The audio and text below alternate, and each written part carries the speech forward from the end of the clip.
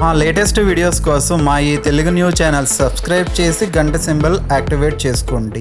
పురుషుడు భార్యతో కాకుండా ఈ ఒక్క స్త్రీతో సంబంధం పెట్టుకోవచ్చు. దాని వలన ఎటువంటి పాపం తగులదు.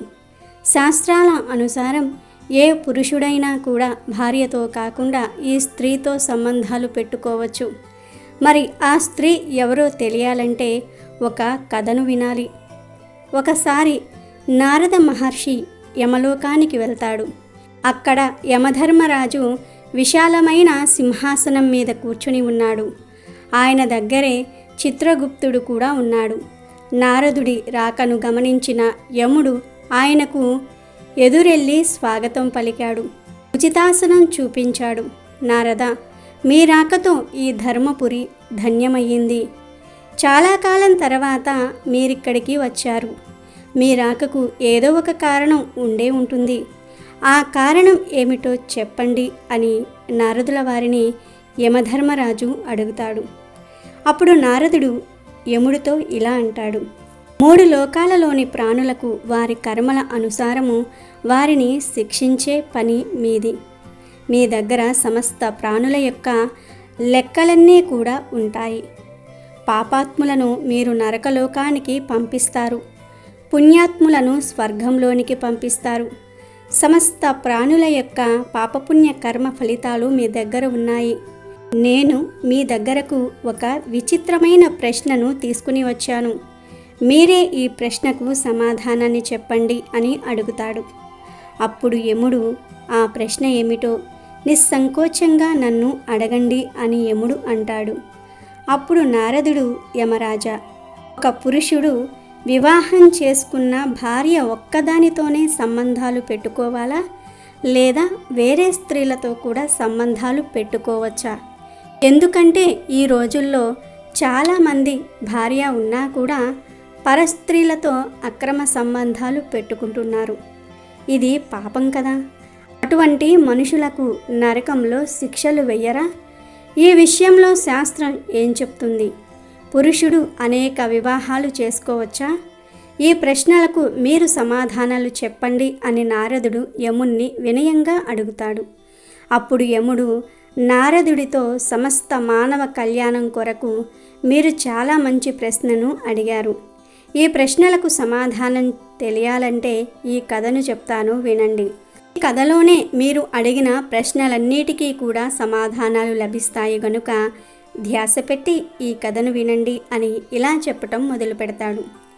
నారద, ప్రాచీన కాలంలో మధ్యదేశంలో మహిష్మతి అనే ఒక అత్యంత శోభాయమానమైన నగరం ఉంది.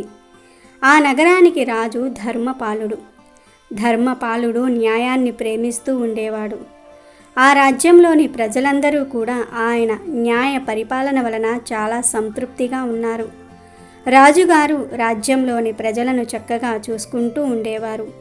ప్రజల యొక్క అన్ని అవసరాలను కూడా చాలా జాగ్రత్తగా తీరుస్తూ ఉండేవారు.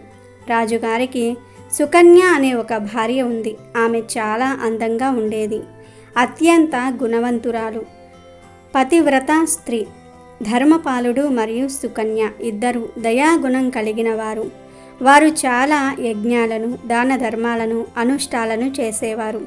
వారి రాజ్యంలో అన్నీ ఉన్నాయి, కానీ ఒకే ఒక్క కారణం వలన రాజు, రాణి, రాజ్యంలోని ప్రజలు బాధపడుతూ ఉండేవారు. ఆ కారణం ఏమిటి అంటే రాజుగారికి సంతానం లేదు. దాని వలన రాజుగారు ఎప్పుడూ దిగులుగా ఉండేవారు. ప్రజలు కూడా రాజు బాధను చూడలేకపోయేవారు. ఎన్ని ప్రయత్నాలు చేసినా రాజుగారికి సంతానం కలుగలేదు. ఎంతమంది వైద్యులను కలిసినా, ఎన్ని పరిహారాలు చేసినా, ఎన్ని వ్రతాలు చేసినా, దాన ధర్మాలు చేసినా ఫలితం లేదు.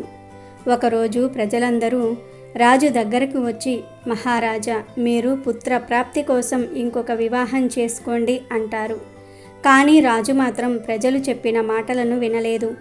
రాజుకు సుకన్య మీద చాలా ప్రేమ ఉంది. అందువలన రాజుగారు తన భార్య మనసును బాధ పెట్టాలని అనుకోలేదు. అంతేకాదు, రాజుకు శాస్త్రాల మీద కూడా చాలా గౌరవం ఉంది. శాస్త్రాల ప్రకారం ఏ పురుషుడైనా ఒకే స్త్రీతో తన జీవితాన్ని పంచుకోవాలి. భార్య ఉండగా ఎప్పుడూ పరాయి స్త్రీల వద్దకు వెళ్ళకూడదు. ఒక పురుషుడితో కలిసి ఇద్దరు స్త్రీలు సుఖంగా ఉండలేరు. ఏ పురుషులైతే భార్య ఉండగా ఇతర స్త్రీలతో సంబంధాలు పెట్టుకుంటారో వారికి ఘోర పాపం తగులుతుంది. ఖచ్చితంగా అలాంటి వారు నరకానికి వెళ్తారని రాజు నమ్మేవాడు. అందుకే రాజు రెండవ వివాహాన్ని చేసుకోవాలని అనుకోవట్లేదు. ఒకరోజు ప్రజలందరూ రాణి దగ్గరకు వెళ్ళి ఆమె మీద ఆగ్రహాన్ని చూపుతారు. రాజును రెండవ పెళ్లి చేసుకోకుండా ఆమె ఆపుతుందని తిడతారు. అప్పుడు రాణి సుకన్య కూడా ప్రజల యొక్క బాధను అర్థం చేసుకొని రాజుగారి దగ్గరకు వెళ్ళి, స్వామి, మీరు దయచేసి రెండవ వివాహాన్ని చేసుకోండి. మన రాజ్యానికి భవిష్యత్తులో యువరాజు అవసరం ఉంది అని అంటుంది. కానీ రాజు మాత్రము రాణి చెప్పినా కూడా రెండవ వివాహానికి అంగీకరించడు. రాజు రాణితో ఇలా అంటాడు, ప్రియతమ, నేను రెండవ వివాహాన్ని చేసుకుంటే పెద్ద పాపాన్ని చేసిన వాడినవుతాను. నరకానికి వెళ్ళవలసి వస్తుంది. అదంతా కాదు, అసలు నేను రెండవ పెళ్లి చేసుకుంటే నువ్వు సంతోషంగా ఉండగలవా అని అడుగుతాడు. అప్పుడు రాణి రాజుతో, మీ సంతోషంలోనే నా సంతోషం ఉంది. నేను నా సవతిని నా సోదరిగా భావించి ప్రేమిస్తాను. మీరు ఈ విషయంలో మాత్రము ఏమీ భయపడవద్దు. మీరు రెండవ పెళ్లి చేసుకున్నా నేనేమీ దుఃఖపడను. మీరు ఇంకొక వివాహం చేసుకోండి, నేను అనుమతి ఇస్తున్నాను అంటుంది. అప్పుడు మహారాజు గారు, దేవి, ఈ పాపాల నుండి నన్ను ఎవరు కాపాడుతారు? ఒక స్త్రీ ఉండగా ఇంకొక స్త్రీతో సంబంధం పెట్టుకోవటం వలన నాకు అంటే పాపం నుండి నన్ను ఎవరు రక్షిస్తారు? ఆ పాపానికి ముక్తే లేదు. నేను అటువంటి ఘోరమైన తప్పు చేయాలని అనుకోవటం లేదు అని చెప్తాడు. ఈ సంభాషణను అంతా కూడా రాజుగారి పితృదేవతలు వింటూ ఉంటారు. వారు వారి పుత్రుడు చేసే ఈ పనులకు ఎంతో బాధపడతారు. మహారాజుకు సంతానం కలగకపోతే కుల వినాశనం జరుగుతుంది అని బాధపడుతూ ఉంటారు. ఒకసారి పూర్వీకులందరూ కూడా మహారాజు గారి కలలోనికి వచ్చి మహారాజుతో ఇలా అంటారు, బాబు, మీ కారణంగా మాకు దుర్గతి పడుతుంది, మన కుల వినాశనం జరుగుతుంది అని అంటారు. ఆ మాటలు విన్న మహారాజు, నేను అలాంటి ఏ పాపం చేశానని మీరు ఎందుకు ఇంత బాధపడుతున్నారు? నాకు కారణం తెలిస్తే మీ దుఃఖాన్ని తొలగించే ప్రయత్నం చేస్తాను, చెప్పండి అని పూర్వీకులను అడుగుతాడు. అప్పుడు రాజుగారి పూర్వీకులు ఇలా అంటారు, మా దుఃఖానికి ఒకే ఒక్క కారణం ఉంది. మన వంశంలో ఆఖరి మగపిల్లవాడివి నీవు. నీకు మగ సంతానం కలుక్కపోతే మన వంశం ఇక్కడితో అంతరించిపోతుంది. తర్వాత మనకు పిండం పెట్టేవారు కూడా ఉండరు. నీతో పాటు మేము కూడా నరకానికి వెళ్ళవలసి వస్తుంది. అందువలన నీవు ఇంకొక వివాహం చేసుకో, ఒక కొడుకును సంతానంగా పొందు. అతి శీఘ్రంగా నీవు పుత్ర ప్రాప్తి కోసం ఏదో ఒకటి చెయ్యి అని చెప్తారు. కానీ పితృదేవతలు చెప్పిన తర్వాత కూడా రాజు రెండవ వివాహం చేసుకోవడానికి ఒప్పుకోలేదు. ఇక చేసేదేమీ లేక పితృదేవతలందరూ కూడా కలిసి యమధర్మరాజు దగ్గరకు దుఃఖంతో వెళ్ళి, యమధర్మరాజా, మీరే మా వంశాన్ని రక్షించాలి. మా పుత్రుడికి సంతానం లేదు. సంతానం లేకపోతే మా కుల నాశనం జరుగుతుంది. కనుక మీరు వెళ్ళి మా పుత్రుణ్ణి రెండవ వివాహం చేసుకోమని ఆజ్ఞ ఇవ్వండి అని అడుగుతారు. అప్పుడు యమధర్మరాజు వారితో, మీరేమీ బాధపడకండి, నేను వెంటనే మీ పుత్రుడి దగ్గరకు వెళ్ళి సంతానం కలిగేలాగా ప్రేరేపిస్తాను అని చెప్పి యమధర్మరాజు ఒక సాధువు రూపంలో రాజుగారి దగ్గరకు వెళ్తాడు. ఆ సాధువును రాగానే ధర్మపాలుడు సంతోషంగా ఆయనను ఆహ్వానించి సత్కార్యాలు చేస్తాడు. తర్వాత రాజుగారు సాధువును ఇలా అడుగుతాడు, మహాత్మా, మీరు ఎవరు? ఎందుకు అసలు మా రాజ్యానికి వచ్చారు? మీ ముఖం చాలా తేజోవంతంగా ఉంది. మీరు పెద్ద తపస్విలాగా కనిపిస్తూ ఉన్నారు అని అడుగుతాడు. అప్పుడు ఆ సాధువు రాజుతో ఇలా అంటాడు, నేను యమధర్మరాజును. మీ పూర్వీకులు ప్రార్థన చేయటం వలన స్వయంగా నేనే నీ దగ్గరకు వచ్చాను. నువ్వు నీ పూర్వీకులకు కోపాన్ని తెప్పిస్తున్నావు. దాని వలన నీ సామ్రాజ్యమంతా కూడా నశించిపోతుంది. పుత్రుడే లేకపోతే నువ్వు దుర్గతి పాలవుతావు. నీకు మోక్ష ప్రాప్తి కలుగదు. మోక్షం కలగాలంటే తప్పక పుత్ర సంతానం ఉండాలి అంటాడు. అప్పుడు రాజుగారు యమధర్మరాజుతో, ధర్మరాజా, నాకు వివాహం జరిగిపోయింది. నాకొక భార్య ఉంది. సంతానం కోసం ఇంకొక వివాహం చేసుకుంటే నాకు పాపం తగులుతుంది. దానికన్నా నేను ఎలాంటి పుత్రులు లేకుండా జీవితాన్ని గడిపితేనే మంచిది అని అంటాడు. దానికి యమధర్మరాజు, రాజా, నీ ధర్మ పాలనను, నీ నిష్టను నేను మెచ్చుకుంటున్నాను. కానీ నీకు తెలియని విషయం ఏమిటి అంటే రెండవ వివాహాన్ని చేసుకోవచ్చు. అందులో ఎలాంటి పాపం లేదు. ఎవరి భార్య అయితే భర్త ఇంకొక వివాహం చేసుకోవడానికి అనుమతిని ఇస్తుందో అటువంటి వారు తప్పక వివాహం చేసుకోవచ్చు. అందులో ఎలాంటి తప్పు లేదు. భార్య వలన సంతానం కలగకపోతే భార్య అనుమతి తీసుకొని రెండవ వివాహం చేసుకోవచ్చు అని చెప్తాడు. సాక్షాత్తు యమధర్మరాజు ఇలా చెప్పటంతో రాజు వెంటనే ఆయనకు ధన్యవాదాలు చెప్తాడు. ఇక యముడు అక్కడి నుండి అంతర్ధానమవుతాడు. తర్వాత ధర్మపాలుడు తన భార్య దగ్గరకు వెళ్ళి రెండవ వివాహం కోసం అనుమతి కోరతాడు. సుకన్య అనుమతి ఇచ్చేస్తుంది. దాంతో రాజుగారు ఇంకొక స్త్రీని వివాహం చేసుకుంటారు. ఆమె ద్వారా చక్కటి పుత్రుడికి రాజుగారు జన్మనిస్తారు. పితృదేవతలు ఇదంతా చూసి ఎంతో సంతోషిస్తారు. యమధర్మరాజుకు ధన్యవాదాలు తెలిపారు. కాబట్టి నారద, పరస్త్రీలతో సంబంధాలు ఎప్పుడూ పెట్టుకోకూడదు. భార్య అనుమతి తీసుకొని ఇంకొక పెళ్లి చేసుకోవచ్చు. పెళ్లి చేసుకోకుండా మాత్రం సంబంధాలు పెట్టుకోకూడదు. భార్య ఉన్నా కూడా ఆ భార్య అంగీకరిస్తే ఇంకొక స్త్రీని వివాహం చేసుకొని సంబంధాలు పెట్టుకోవచ్చు. అలా చేస్తే ఎటువంటి పాపం తగులదు. అలా కాకుండా భార్య అనుమతి లేకుండా అక్రమంగా వేరే స్త్రీతో సంబంధాలు పెట్టుకుంటే ఖచ్చితంగా నరకంలో పడతారు అని యముడు నారదుల వారికి వివరిస్తాడు. భార్యాభర్తలు ఇద్దరూ కూడా ఒకే చోట నిద్రించాలా? ఒకవేళ నిద్రించకపోతే ఏమవుతుంది అనే విషయాన్ని ఈ వీడియోలో తెలుసుకుందాం. ఏ స్త్రీ అయితే తమ భర్తతో కలిసి నిద్రించదో, భర్తకు దూరంగా ఉంటుందో వారందరూ కూడా ఈ వీడియోను తప్పకుండా చూడండి. మీరు చేసేది ఎంత పెద్ద తప్పో మీకే అర్థమవుతుంది. ఫ్రెండ్స్, ముందైతే మా వీడియో నచ్చితే లైక్ చేసి షేర్ చేయండి. అలాగే మా ఛానల్ని కూడా సబ్స్క్రైబ్ చేసుకొని మాకు సపోర్ట్ చేయండి. జై శ్రీరామ్ అని కామెంట్ చేయటం మర్చిపోవద్దు. ఒకసారి నారదుడు భూలోక సంచారం చేస్తున్నప్పుడు ఒక విచిత్రమైన సంఘటన చూశాడు. అదేమిటంటే, అవంతి నగరంలో సోముడు అనే వ్యక్తి తన భార్యతో కలిసి నివసిస్తూ ఉన్నాడు. ఆ సోముడు భార్య చాలా అందంగా ఉండేది. సోముడికి ఒక కూతురు, ఒక కొడుకు ఉన్నారు. సోముడు ఒకరోజు అర్ధరాత్రి సమయంలో అడవికి వెళ్ళి ఒక స్త్రీని కలిశాడు. అప్పుడు ఆ స్త్రీ సోముడితో, మీరు రావడానికి ఎందుకు ఇంత ఆలస్యమైంది? నేను మీకోసం చాలాసేపటి నుంచి ఎదురు చూస్తూ ఉన్నాను అంది. అప్పుడు సోముడు, నా భార్య ఈరోజు త్వరగా నిద్రపోలేదు, అందుకే నేను రావటం ఆలస్యమయ్యింది.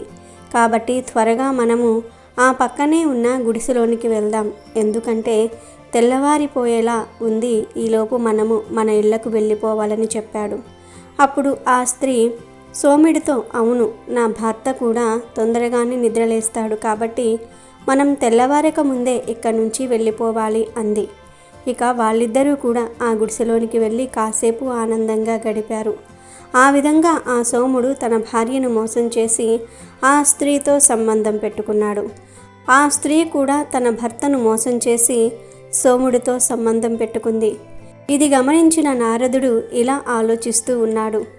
ఏ స్త్రీలైతే తమ భర్తను మోసం చేస్తారో వారి జీవితంలో ఏం జరుగుతుంది? అలాగే పురుషులు తమ భార్యను మోసం చేస్తే వారి జీవితంలో ఏం జరుగుతుంది? ఈ విషయం ఎలాగైనా తెలుసుకోవాలని శ్రీ మహావిష్ణువు దగ్గరకు వెళ్ళి, స్వామి, ఈరోజు నేను ఒక వింత సంఘటనను చూశాను. అదేమిటంటే, ఒక భార్య తన భర్త నిద్రపోయిన తర్వాత అడవిలో ఒక గుడిసె దగ్గరకు వెళ్ళి ఒక పరాయి పురుషుడి కోసం ఎదురు చూస్తూ ఉంది. అదే సమయంలో ఒక పురుషుడు తన భార్య పిల్లలు పడుకున్న తర్వాత అడవిలో ఉన్న ఆ గుడిసె దగ్గరకు వచ్చాడు. వాళ్ళిద్దరూ కూడా అక్కడ శారీరక సంబంధాన్ని పెట్టుకున్నారు. ఆ స్త్రీ తన భర్తను మోసం చేస్తుంది. ఆ పురుషుడు భార్య పిల్లలను మోసం చేస్తున్నాడు. ఇదంతా చూసి నా మనసులో కొన్ని ప్రశ్నలు మొదలవుతున్నాయి. నేను ఎంత ఆలోచించినా కూడా నాకు ఆ ప్రశ్నలకు సమాధానం లభించటం లేదని అన్నాడు. అప్పుడు విష్ణుమూర్తి, నారద, ఎందుకంతలా చింతిస్తూ ఉన్నావు? నీ మనసులో ఏవైతే ప్రశ్నలు ఉన్నాయో అవి నాకు చెప్పు. నువ్వు అడిగే ప్రశ్నలకు సమాధానం చెప్పడానికి నేను సిద్ధంగా ఉన్నాను అంటాడు విష్ణుమూర్తి. అప్పుడు నారదుడు, స్వామి, నా మొదటి ప్రశ్న ఏమిటి అంటే, స్త్రీలు తమ భర్తను తమ దగ్గరకు రానివ్వరు. అలాంటి స్త్రీల జీవితంలో ఏం జరుగుతుంది? వారి భర్తను వారి దగ్గర నిద్రించకపోవటం వలన వారికి ఎటువంటి పాపం తగులుతుంది? స్త్రీలు వారి జీవితంలో ఎటువంటి తప్పులు చేయటం వలన జీవితాంతము కూడా ఏడుస్తూ ఉంటారు? నా ప్రశ్నలకు సమాధానం చెప్పండి స్వామి అని అడిగాడు. అప్పుడు మహావిష్ణువు, నారద, ఈరోజు నువ్వు లోక కళ్యాణం కోసం చాలా మంచి ప్రశ్నలు అడిగావు. నీ ప్రశ్నలకు సమాధానం చెప్తాను, విను. నారద, నేను ఇప్పుడు చెప్పే విషయాలను పూర్తిగా విన్న వారి దాంపత్య జీవితం సంతోషంగా మారుతుంది. వారికి అష్టైశ్వర్యాలు సిద్ధిస్తాయి. అలాగే ఈ విషయాలు సగంలో విని వదిలేసిన వారు అష్టకష్టాలు పడాల్సి వస్తుంది. అందుకే పూర్తిగా శ్రద్ధతో పూర్తిగా వినండి అని శ్రీ మహావిష్ణువు ఇలా చెప్పాడు. నారద, నేటి కాలంలో స్త్రీలు తమ భర్తలను వదిలేసి పరపురుషులకు ఆకర్షితులవుతూ ఉన్నారు. అలాగే భర్తలు కూడా తమ భార్యలను వదిలేసి పరాయి స్త్రీలకే ఆకర్షితులవుతూ ఉన్నారు. కలియుగంలో ఇదంతా పెద్ద విషయమేమీ కాదు. నారద, నేను ఈరోజు నీకు ఏ స్త్రీ అయితే తమ భర్తను తమ దగ్గరకు రానివ్వదు మరియు భర్తతో కలిసి నిద్రించదు, అటువంటి స్త్రీకి ఎటువంటి పాపం తగులుతుందో చెప్తాను, శ్రద్ధగా విను అని చెప్పి నారదుడికి ఒక కథ చెప్పటం ప్రారంభించాడు శ్రీ మహావిష్ణువు. ఒక నగరంలో ఒక వ్యాపారి నివసిస్తూ ఉన్నాడు. ఆ వ్యాపారి చాలా ధనవంతుడు. అతనికి ఒక పుత్రుడు కూడా ఉన్నాడు. తాను వ్యాపారంలో ఎంత ధనాన్ని సంపాదించినా కూడా తీసుకొని వచ్చి తన భార్యకే ఇస్తూ ఉండేవాడు. అతను తన కొడుకును చాలా ప్రేమగా చూసుకుంటూ ఉండేవాడు. ఆ వ్యాపారస్తుడు తన పుత్రుడికి చాలా స్వతంత్రాన్ని ఇచ్చాడు. తను ఏం కోరుకుంటే అది చేసేవాడు. అతి ప్రేమ కారణంగా ఆ యువకుడు చెడు సాంగత్యం పొందాడు. చెడు సావాసాలు చేసి పక్కదోవ పట్టాడు. ఆ యువకుడు జూదం ఆడేవాడు, మద్యం సేవిస్తూ ఉండేవాడు. తన తండ్రి సంపాదించిన ధనాన్ని మొత్తం కూడా జూదంలో పోగొడుతూ ఉండేవాడు. తల్లితో అబద్ధాలు చెప్పి ఇంట్లో నుంచి డబ్బులు తీసుకుని వేశ్యల దగ్గరికి వెళ్ళేవాడు. ఒకసారి ఆ వ్యాపారస్తునికి తన కొడుకు వేశ్యల దగ్గరికి వెళ్తున్నాడు, మద్యాన్ని సేవిస్తూ ఉన్నాడు మరియు జూదం ఆడుతూ ఉన్నాడని ఇతరులు చెప్పారు. అప్పుడు వ్యాపారస్తుడు తన పిల్లవాడు చాలా చెడు మార్గంలోనికి వెళ్ళిపోయాడు. ఇప్పుడు ఏదో ఒకటి చెయ్యాలని ఆలోచించాడు. చివరికి ఆ వ్యాపారస్తుడు, నేను వెంటనే నా కుమారుడికి వివాహం చేశానంటే అప్పుడు ఈ చెడు వ్యసనాలన్నిటినీ మర్చిపోతాడు మరియు వేశ్యల దగ్గరికి కూడా వెళ్ళటం మానేస్తాడని ఆలోచించి ఆ వ్యాపారస్తుడు పక్క నగరంలోని ఒక పెద్ద వ్యాపారస్తుడి కూతురుతో తన కుమారుడికి వివాహం జరిపించాడు. ఆ యువకుని భార్య పేరు మోహిని. తను చాలా అందంగా ఉండటంతో పాటు చాలా గుణవంతురాలు, ఎన్నో మంచి లక్షణాలు ఉన్న స్త్రీ. ఆ యువకుడు పెళ్ళైన తర్వాత నుంచి వేశ్యలకు దూరంగా ఉన్నాడు. తన భార్యతో సంతోషంగా గడిపాడు. కొంతకాలానికి ఆ యువకుడి తల్లిదండ్రులు ఇద్దరూ కూడా మరణించారు. ఆ యువకుడికి కామవాసన అయితే చల్లారింది, కానీ తనకి జూదం ఆడే అలవాటు పోలేదు. జూదం ఆడుతూ ఆడుతూ తనకు ఉన్న ధనాన్ని మొత్తం కూడా పోగొట్టుకున్నాడు. అతని దగ్గర సంపాదించే తెలివితేటలు కూడా లేవు. తన తండ్రి సంపాదించిన ధనం మొత్తం కూడా పోగొట్టుకున్నాడు. అప్పుడు ఆ యువకుడి భార్య అతనితో, స్వామి, ఈరోజు మనం తినడానికి కూడా ఏమీ లేవు. మీరు రాజుగారి దగ్గరికి వెళ్ళి అక్కడ ఏదైనా పనిని అడగండి. మనకు రోజు గడవడానికి ధనం కావాలి కదా అంది. అప్పుడు ఆ యువకుడు రాజుగారి దగ్గరికి వెళ్ళి పని అడిగితే రాజుగారు ఎవరికి ఏ పని వస్తే ఆ పనిలోనే పెట్టుకుంటా అన్నాడు. కానీ ఈ యువకుడికి ఏ పని కూడా రాదు. అందువలన రాజుగారు అతనికి ఏ పని ఇవ్వలేదు. అతనికి ఒక పుత్రుడు ఒక పుత్రిక కూడా ఉన్నారు. వారికి కూడా వివాహ సమయం వచ్చింది. ధనం అవసరం చాలా ఉంది, కానీ అతని దగ్గర ఒక్క రూపాయి కూడా లేదు. అటువంటి సమయంలో అతని ఇల్లు గడవటం కూడా చాలా కష్టంగా ఉంది. అతని శరీరంలోని శక్తినంతా కూడా వృధాగా పాడు చేశాడు. ఇది ఇలా ఉండగా అతను ఒకరోజు కామవాసనతో తన భార్య దగ్గరకు వెళ్ళాడు. అప్పుడు అతని భార్య ఇలా అంటుంది, ఏవండి, ఈ ప్రపంచంలో అన్నిటికంటే పెద్ద సుఖం కేవలం కామవాసన మాత్రమే కాదు. ఎవరైతే ఈ కామంతో గుడ్డివారైపోతూ ఉన్నారో వారి జీవితం నాశనమైపోతుంది. స్వామి, ఈరోజు మీలోని 3 తప్పులను చెప్తాను. వాటిని మీరు శ్రద్ధగా వినండి. చాలామంది పురుషులు ఈ 3 తప్పులనే చేస్తూ ఉన్నారు. కొంతమంది తెలియక చేస్తున్నారు, కొంతమంది తెలిసి కూడా చేస్తూ ఉన్నారు. ఎవరైతే మనుషులు ఈ 3 తప్పులు చేస్తూ ఉన్నారో వారి జీవితాలు సర్వనాశనమైపోతాయి. మొదటి తప్పు ఏమిటి అంటే జీవితం ప్రారంభమయ్యే సమయంలో ఏదో ఒక విషయంలో నైపుణ్యం నేర్చుకోవటం లేదు.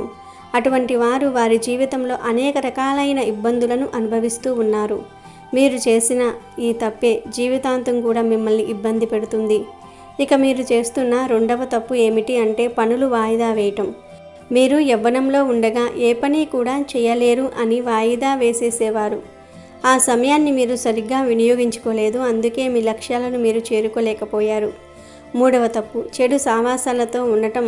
యుక్త వయసులో చెడు సాంగత్యంలోనికి వెళ్ళటము మీ జీవితంలో మీరు ఉన్నత స్థానాలకు వెళ్ళడాన్ని ఇవి ఆపేస్తాయి మరియు మీ జీవితాన్ని సర్వనాశనం చేస్తాయి. అన్నిటికంటే ముఖ్యమైన విషయం ఆరోగ్యంపై ధ్యాస పెట్టకపోవటం. మీరు యవ్వనంలో ఉండగా మానసిక మరియు శారీరక ఆరోగ్యంపై ధ్యాస పెట్టలేదు.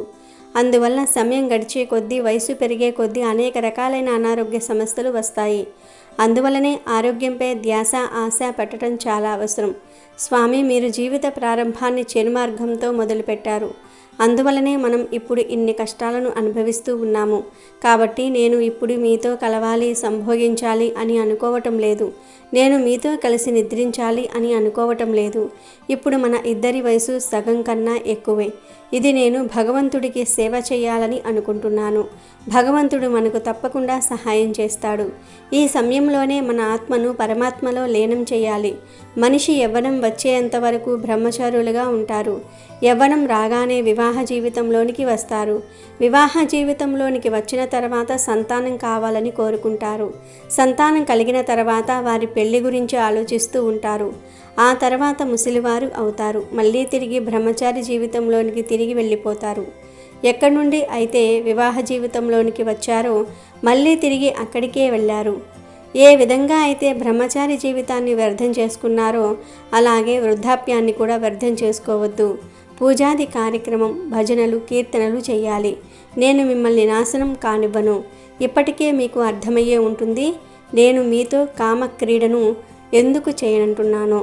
ఇప్పుడు మనకు ఒక్కటే లక్ష్యము, మన పిల్లలకు వివాహం చేయటం. మీరు కామాన్ని వదిలేసి ఆ పని మీద ధ్యాస పెట్టండి.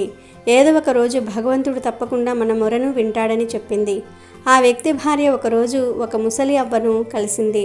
ఆ ముసలి అవ్వ, నాకు సంతానం లేదు, నన్ను మీరు జాగ్రత్తగా చూసుకోండి, నాకు 2 పూటల భోజనాన్ని పెడితే చాలు అని చెప్పి ఆ ముసలి దంపతుల ఇంట్లోనే ఉండటం ప్రారంభించింది. ఆ ముసలి అవ్వ తనకున్న ధన సంపదనంతా కూడా ఆమెకు ఇచ్చేసింది. ఆ ధనంతో ఆ వ్యక్తి తన పిల్లల వివాహాన్ని జరిపించాడు. పూర్తి కుటుంబం అంతా కూడా ఎంతో సంతోషంగా ఉన్నారు. నారద, ధనం రావటంతో ఆ వ్యక్తి మళ్ళీ కొంచెం తప్పుదారిలోనికి వెళ్ళాడు. ఎందుకంటే అతని భార్య అతనితో నిద్రించడానికి నిరాకరించింది, కామక్రీడలకు ఒప్పుకోలేదు. అందువలనే అతను మళ్ళీ చెడు మార్గంలోనికి వెళ్ళిపోయాడు. నారద, నువ్వు అడవిలో ఉన్న గుడిసెలో ఎవరినైతే చూసి వచ్చావో ఆ సోముడే ఈ వ్యక్తి. ఆ వ్యక్తి స్త్రీ యొక్క ప్రేమ జాలంలో ఇరుక్కున్నాడు. ఎందుకంటే తన భార్య అతని దగ్గర నిద్రించటం లేదు, తన కామాన్ని శాంతింపచేయటం లేదు. తను తన కోరికను తీర్చుకోవటం కోసం పరాస్త్రీ యొక్క ప్రేమలో ఇరుక్కుపోయాడు. అందువల్లనే తను తన భార్య నిద్రపోయిన తర్వాత అడవిలోనికి వెళ్ళి ఆ స్త్రీతో తన కోరికను తీర్చుకుంటూ ఉన్నాడని శ్రీ మహావిష్ణువు చెప్పి, నారద, స్త్రీలు ఇలా కూడా చేయకూడదు, తన భర్తలను ఆ విధంగా వదిలివేయకూడదు. ఏ విధంగా అయితే సోముడి భార్య చేసిందో ఆ విధంగా అస్సలు చేయకూడదు. ఒక్కసారిగా స్త్రీలు తమ భర్తలను ఆ విధంగా వదిలేస్తే, వారితో కామక్రీడ చేయటం మానేసినట్లయితే వారు తప్పుడు దారిలోనికి వెళ్ళిపోతారు. స్త్రీలు రాత్రి సమయంలో తమ భర్త పక్కన నిద్రించటం మానివేయకూడదు. ఎవరైతే స్త్రీలు తమ భర్తను రాత్రి సమయంలో తమ దగ్గర నిద్రించనివ్వరో వారి భర్తలు వేరే ఒక స్త్రీలను వెతుక్కుంటూ వెళ్ళిపోతారు. అందువలనే స్త్రీలు తమ భర్తను రాత్రి సమయంలో ఒంటరిగా వదిలివేయకూడదు. ఈ విధంగా చేసిన స్త్రీ మహాపాపం చేసినది అవుతుంది. అందువలనే ప్రతి స్త్రీ కూడా తమ భర్త దగ్గర నిద్రించాలి. మరొక విషయం, భర్తలు ఎప్పుడూ కామవాసనతో ఉన్నట్లయితే భర్తను మెల్లిమెల్లిగా మార్చుకుని సరైన దారిలోనికి తెచ్చుకోవాలి. మంచి మంచి విషయాలు వినిపించాలి. భగవత్ చర్చలు చేయాలి. ఎక్కడైతే భగవంతుడి యొక్క చర్చలు జరుగుతూ ఉంటాయో అక్కడికి వారిని తీసుకుని వెళ్ళాలి. వారి దూషితమైన బుద్ధిలో నుంచి మంచి ఆలోచనలు వచ్చేటట్లుగా చేయాలి. మెల్లిమెల్లిగా సరైన మార్గంలోనికి రావాలి. అప్పుడే భార్యాభర్తల యొక్క జీవితం సఫలమవుతుంది. అలా కాకుండా స్త్రీలు భగవంతుడి యొక్క భక్తిలో లీనమైపోయి స్త్రీలు శారీరక సంబంధాలను త్యాగం చేస్తే భర్త చెడు సాంగత్యంలోనికి జారుకుంటాడు. కాబట్టి అది కూడా తప్పే అవుతుంది. నారద, భార్యాభర్తలు బండికి 2 చక్రాల్లాంటివారు. ఒక చక్రంతో బండి నడవదు. అందువలనే స్త్రీలు తమ భర్తల యొక్క కోరికలను తీరుస్తూ వారిని సరైన మార్గంలోనికి తీసుకుని వచ్చి నిలబెట్టాలి. అటువంటి స్త్రీలను ఈ సమాజంలో సర్వశ్రేష్ఠులుగా చెప్పారని శ్రీ మహావిష్ణువు నారదుడికి చెప్పాడు. నారదుడు తన ప్రశ్నలకు సమాధానాన్ని తెలుసుకుని చాలా సంతోషించాడు. అక్కడి నుండి వెళ్ళిపోయాడు. చూశారు కదా, భార్య భర్తను తన పక్కన నిద్రించనివ్వకపోతే జరిగే అనర్థం ఏమిటో. కాబట్టి భార్యలు భర్తను అతిగా దూరం పెట్టకండి. ఇది ఎప్పటికైనా సమస్యలను తెచ్చిపెడుతుంది. వీడియో నచ్చితే లైక్ చేయండి, షేర్ చేయండి, బట్ సబ్స్క్రైబ్ చేసుకోవడం మర్చిపోవద్దు.